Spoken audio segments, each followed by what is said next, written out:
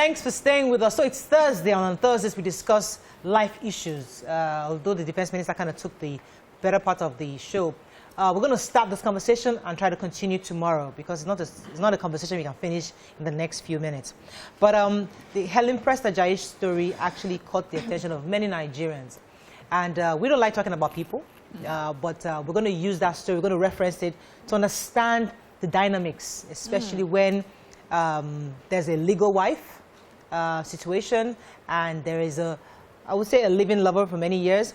And then towards the end, when the man is being laid to rest, there was the issue of who has the right to do the normal rights over each other. So that was the conversation.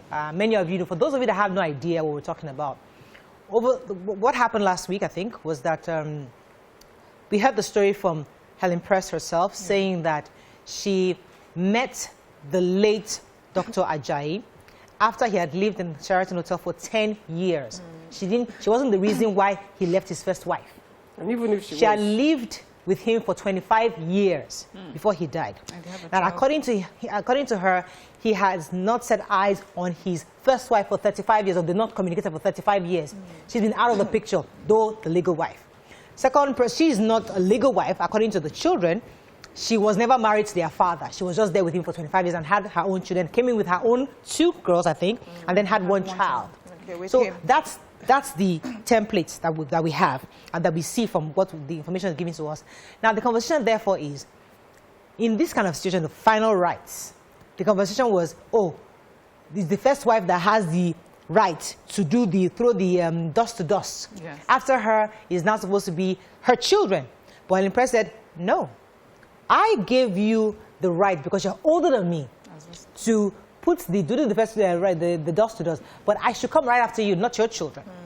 And to make it worse, this man died 10 months ago. There were fights back and forth, the family bickering, you killed him, you can all this. They're blaming her, that it was her fault, that he died. She's saying, I stayed with him for 42 days in the hospital, I cared for this man. You should be happy that I wouldn't took care of your father for the last 25 years of his life. So our conversation now, I would like us to really, I'd like you to hear your thoughts on this, and then we'll pack it as usual, and then build our own context, because we don't like talking about people. When you heard the story, what came to you, and how did it make you feel? From personal experience. Okay. My ex-husband, my daughter is, I'm over 10, maybe more, older than his second wife's child. Okay. And it did not even cross my mind. She was the one in the house with him. She was the one that was married to him. I was not married anymore to him, even though I had the first child. And she was trying to give me that, regard. I should wear the same. I said, no, it's your day. You are burying your husband. Good. Because the bottom line is, while the man was sick, it was you who was there. It was you. I would just come in, breathe in, and breathe out. I would not stay there, and if he had lived, the responsibility of taking care of him would have been on her, not on me. So at what point do you now come and claim that you are the owner?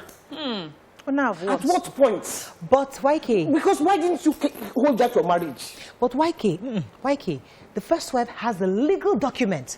This one was married to your ex-husband. This second one does not have a legal document. It's Africa. How is it done here? She has a child. Yes. Okay. She has a child for the man. Yes. And that's enough? Wait, did she not give the woman the right to... She did. She gave her that respect. She gave her that respect. But you are the legal wife, you are the first wife. And I don't know if they were married legally. They could have done traditional marriage. No, they didn't. Because she was calling herself... the name, she took on the name. She called his name. Now, and she's a lawyer. I don't think she would be senseless enough to take off. I don't know. Sister, because she's not my friend. Right. I know her, but she's not my friend. I don't know her like that. Right. But I'm just saying that she even gave the wife that respect. You are the legal wife, the older wife. Pour the sand. Yes. Now, where I want to even go from, let's leave all that one. What respect do you have for the man lying in the ground that you are fighting at the graveside into alone? Do you have any respect for that man that is dead there? We'll come to that. Let me hear your initial thoughts on this. Mariam, want to go first? Okay. So when I heard it too, for me, I just thought it was a case of the children being mean towards the woman that has lived with their father for 25 years.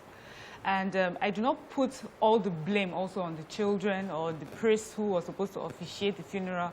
I put it on, you know, on the person that was being laid to rest. The deceased, yeah. Yeah, on the deceased. And also just, you know, the patriarchy of just the way we do things in Africa. The truth is, he may have loved her and lived with her for 25 years. But the reality on ground is for a Nigerian woman, for an African woman, it's important that a man does much more to give her like a legal backing. So it gives her some sort of respect. Because of situations like this, men tend to, because they have never had to fight for many things or never had to fight for anything, you know, for their rights, a woman finds herself in a position where she has to always look for a lawyer, for a sort of legal backing, for family to love her, to be able to stand for what, you know, to be able to get what is of right to her. So this man, you've lived with her for 25 years. Probably this is what they have agreed to do. You know, probably also she didn't want to get married. They wanted to be partners. But in the 25 years, I'm sure there are conversations with the children, the man and his older children. And also, wasn't there any relationship with the children and her child? Do you understand? These are brothers and sisters as far as I'm concerned. Right. And then to make that awkward, messy situation at the point of burial, for me, it was just being mean. Many people do that, where he's like, you think you are with the man, I will show you. They always tell the one at home, like, I'll wait for you in front. Amen junction. You will meet me in front. Do you understand? So it's their way of paying back. Okay. Not instead of fighting the person who, the man who caused it. No. It's the women now that are being, you know, they pit them against each other. Let me hear your initial thoughts on this. Okay, so I think it's wise to understand the times and season in order to live a less stressful life. Like, you try as much as possible not to swim against the tide for your own mental health and your own well-being. Now, why am I saying this? She is a Nigerian woman who understands how things are done here. That no matter the love between two of you, if anything happens to this man now, you have no legal backing. You are going back to your father's house. That is what is obtainable. You can decide to contest it, but do you want to really go through that battle? So I expected that she, being a lawyer, should have found a way to protect herself while the man was still alive. Because the truth is, you never know when something would happen. There is no point, you know, extending it. Okay, don't worry, next year or 2 years' time, we'll do it. Honey, do you take me serious at all? We have to do this or we forget it. I think it's gotten to a point where we start to raise our girls to, you know, demand respect be given to you, and if it doesn't work out, take a walk. So that you do not find yourself in a situation where... I want us to pack Helen Prest-Ajayi and the family story, because I want you also to get the initial thoughts. So let's leave them out of this conversation going forward. Now let's create our own context. A man had a wife, he married her, and they had children. It was a family. Something happened with nobody knows, then he moved out, married somebody else. Now, probably abandoned these ones. Or not. We've seen where a man will abandon. We've seen another one that will take responsibility. Either way, let's use that to context. Now, fast forward 30 years down the line, he dies. Now, and you are the woman that was with him. You don't have a legal document saying you're a wife. But the first wife has a legal document. So the truth is, if there's any property to be given, it's not the first wife. So you are there. You are there doing Mrs. whatever. So once he dies, everything he owns to her has to comes to me, because I am the first wife. Legal document legally. So how do we, as a woman, what do you make of this, and how does a woman make sure, like going back to what you're saying, protect yourself in this kind of situation? For me, two responses to that. First of all, a lot of people always assume that when you're with somebody, what you hear is, how could you have not, why didn't you open your eyes in the 20-something years or 30-something years and did not get the necessary papers? You forget that the other person that she's in is a full-grown adult with preferences, with choices that they want to carry out. So you can be with someone, but you cannot force the person to do, you know, to either make a will for you or to make sure that he has divorced the person can say to you, all I want to do is be with you. I do not want to divorce the other one. I just want to cannot be with me like that. That happens. And then it's on you. The onus now is on you to decide, okay, I think I can live this way. All I want really from you is just companionship. I don't really need the papers. And then when that happens, and something like this happens, you cannot come out and be claiming that thank you do not write. That's one. Secondly, can I just say something? Okay. Just, if me and a man, and you start asking me, write my will, write your will, because of the other woman, I will say, are you trying to kill me? That's what they normal, say. Yeah. They say it normally. Why are you asking me to write my will? We need to stop them from saying that. No, because it's the right thing to do. But even if they do not write the will, so there are people who feel when you're asking for the will, it's because you are planning that they will die before you, and they don't like it. I've had that conversation too, and the question is, sister, where are you going? You want to kill me and run away? Lawyer came to meet me. That sort of thing. You have to write your will. I said, what? Are you trying to kill me? Yes. I told my mom the same thing. She just looked away. But a man who loves you, understanding the context of the African situation would protect you. So right now, there's no will written in anywhere. Maybe but she doesn't even want that thing. Maybe the woman here doesn't even want that. Okay, so I'm not interested in your property. She wouldn't complain about giving space to the children. She should have let them. No, I think she didn't want it.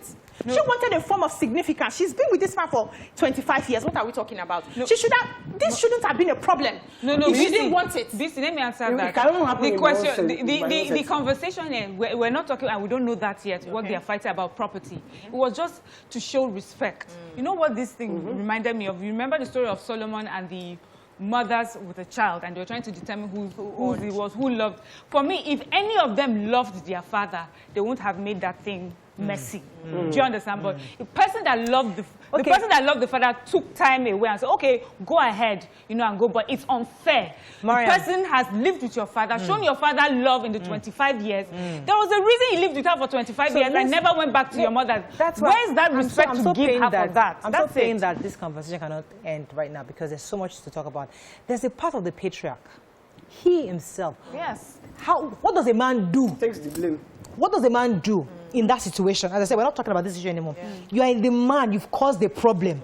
You have a family, you have a living lover who has a child for you, who also comes with her own. Remember? There's a drama. Yeah. Because if you want to go and marry the daughter of maybe a Dangote or a Buhari, they will respect her. But you marry somebody that also came with her own children, and there's a people are now her father too or something. So the point I'm trying to make is that not that she was a bad, she wasn't a poor person. The point I'm trying to make is that she came with her own children, and that in itself in an African setting, she brought these people to my father's house.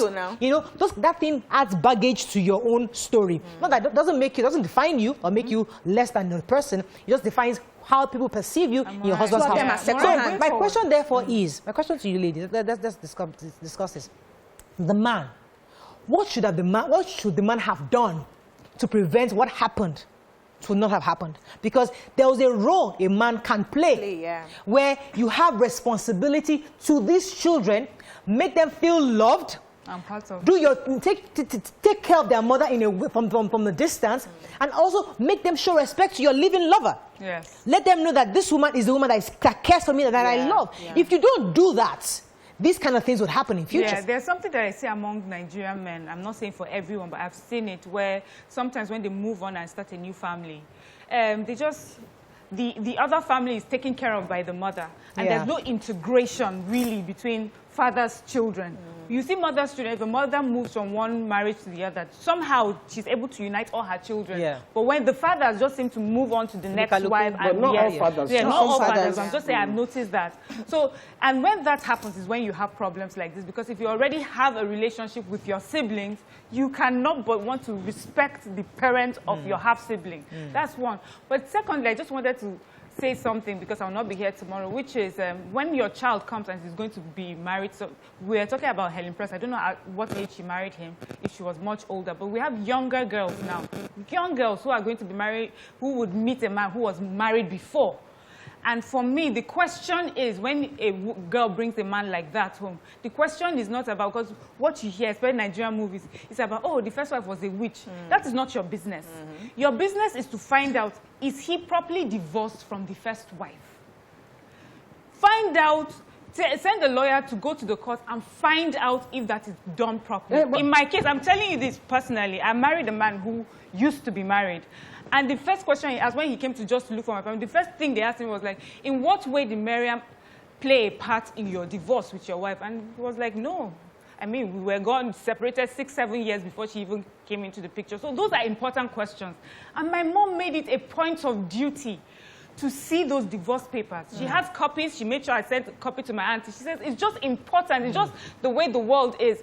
And I know many mothers don't ask these questions until a time like this, where your daughter is running helter-skelter, and then you're saying there's can I stay on you for a moment? Because you're not going to be here tomorrow. So when your husband finally dies at maybe 100 years old and he's laid to rest, and his older ones, but your husband has been able to integrate the children.